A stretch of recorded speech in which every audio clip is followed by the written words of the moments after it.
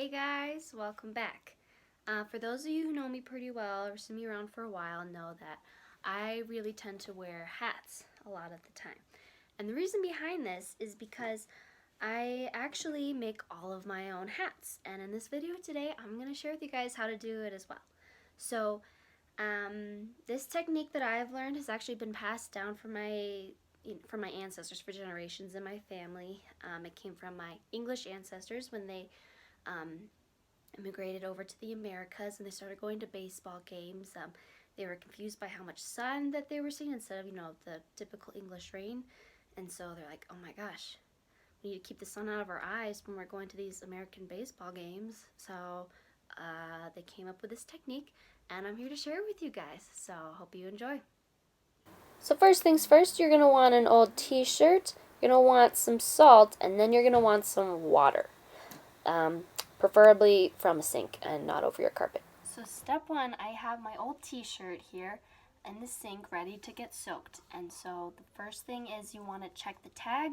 Make sure it's at least 50% cotton. That way you know it'll be soft enough to wear on your head. If it's not at least 50% cotton, it's probably gonna make your head really itchy and give you dandruff. So you don't want to do that. Once you check the tag and make sure it's at least 50% cotton, you want to just rip it on out of the shirt. This way you don't have any of that extra material. You just have the pure fabric form of the shirt. You don't have the extra tags. If you can't get all of it out, it's okay. It won't completely show up in the final product. But to get the cleanest look, you want to take out the tag. Once the tag's all good to go, you have your shirt. I have it inside out so that I'm not distracted by the original design or logo or whatever you originally had on here. And then you want to just soak it in the water and just get it 100% completely soaked.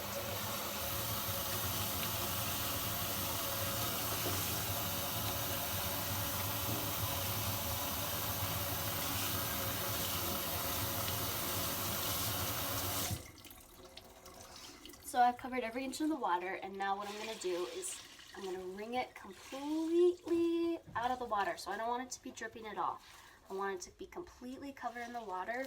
I'm going to wring it out as best as I can to make sure every inch is damp but not dripping. That's the key. So step two is once you have your shirt, completely wet and damp all over but not dripping, you want to just place it right back in the sink here. Take your salt and just give it a good little sprinkle there.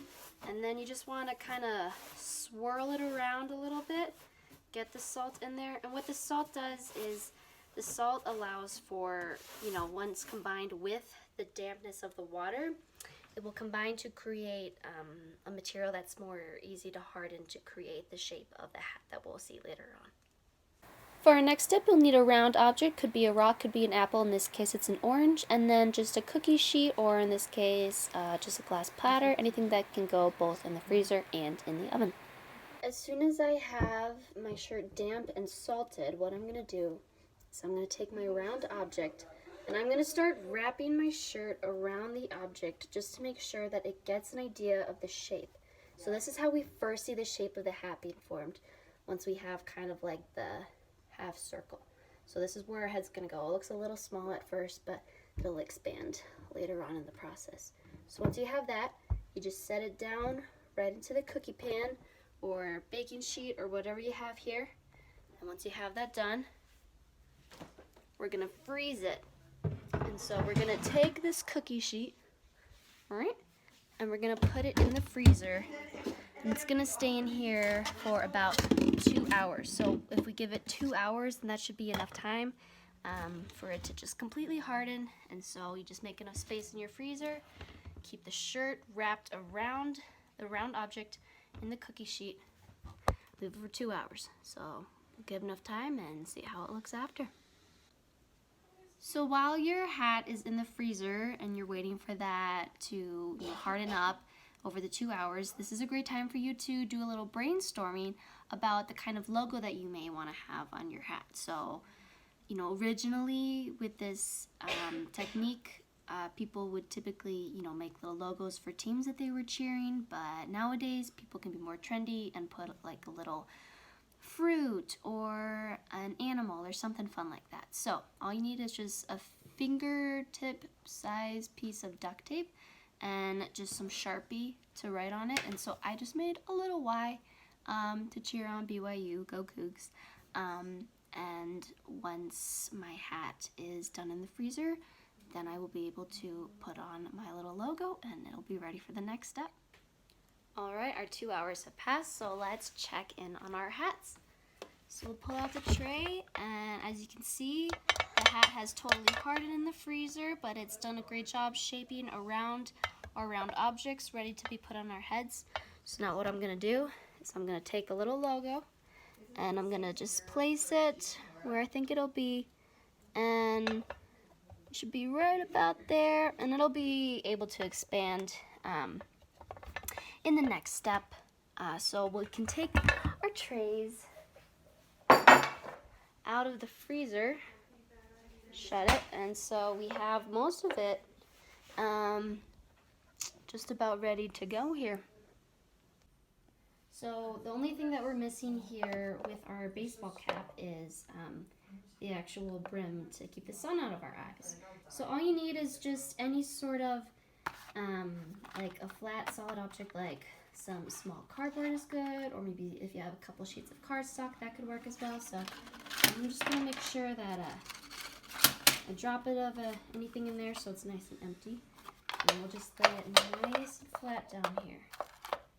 All you need to connect the two is just a small little sheet of duct tape, and that should be fine to cover it.